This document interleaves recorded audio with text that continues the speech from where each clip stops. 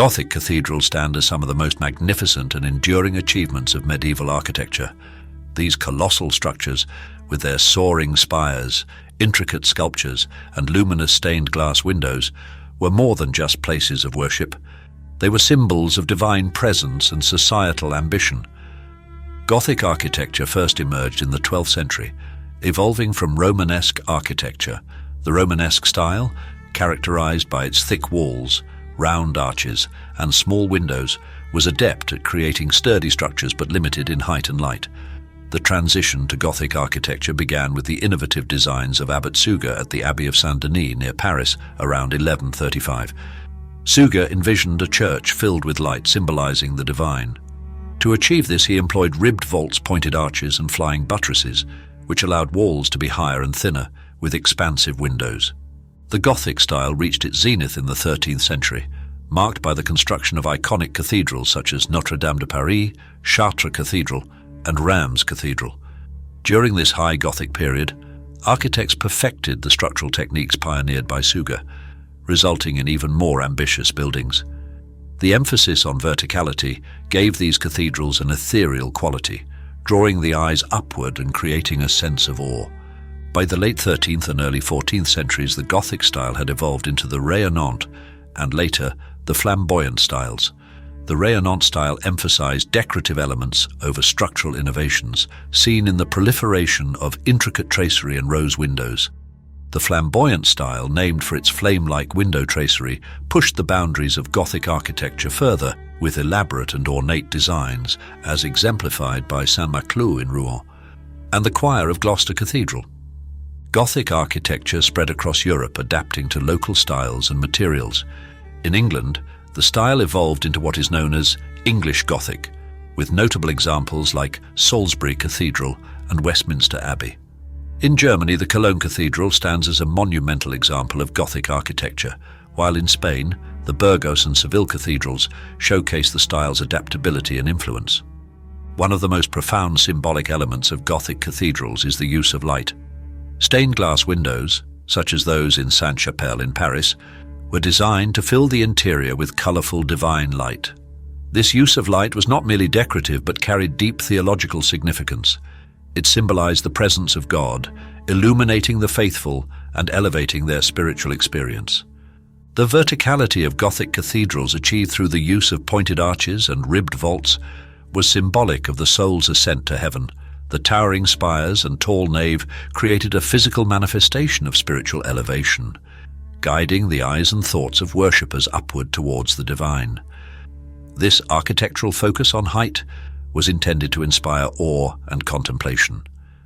Gothic cathedrals were meticulously designed using principles of sacred geometry, believed to reflect the order and perfection of the divine. The use of the golden ratio and other geometric patterns in the layout and decoration of the cathedrals was intended to create a sense of harmony and divine order. These proportions were thought to make the structures more than mere buildings. They were seen as representations of heavenly perfection on earth. The extensive use of sculpture in Gothic cathedrals served both decorative and didactic purposes. Facades were adorned with statues of saints, biblical scenes, and allegorical figures. For example, the west facade of Chartres Cathedral features the royal portal with its detailed sculptures depicting the life of Christ, the Last Judgment, and figures of kings and prophets.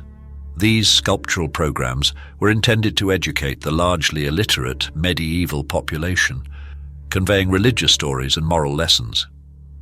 Gothic cathedrals were the focal points of medieval cities, serving as centers of worship, community gatherings, and even markets. Their construction required the collective effort of entire communities, involving skilled craftsmen, laborers, and patrons.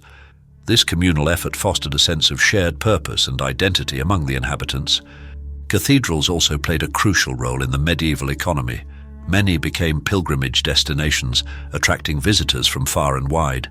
Pilgrimages to cathedrals like Santiago de Compostela in Spain or Canterbury in England brought economic benefits to these cities, as pilgrims required food, lodging, and other services, stimulating local economies. Beyond their religious significance, cathedrals were also centers of education and culture. Many Gothic cathedrals housed schools and scriptoria where manuscripts were copied and illuminated.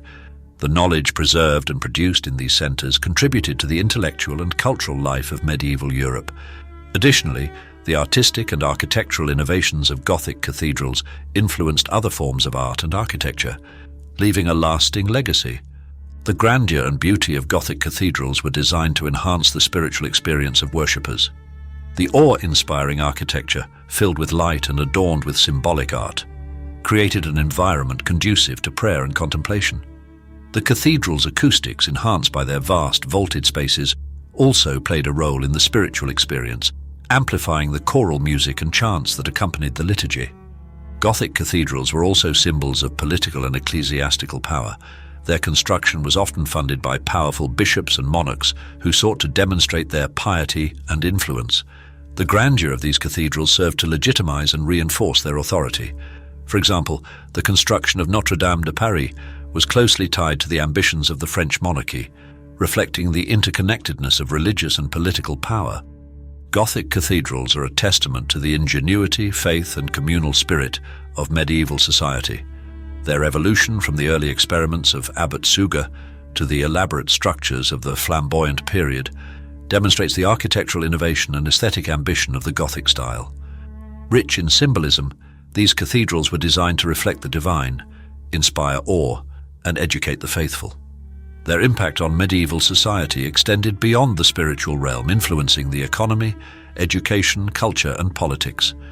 Today, Gothic cathedrals continue to captivate and inspire, standing as enduring monuments to a bygone era's artistic and spiritual aspirations.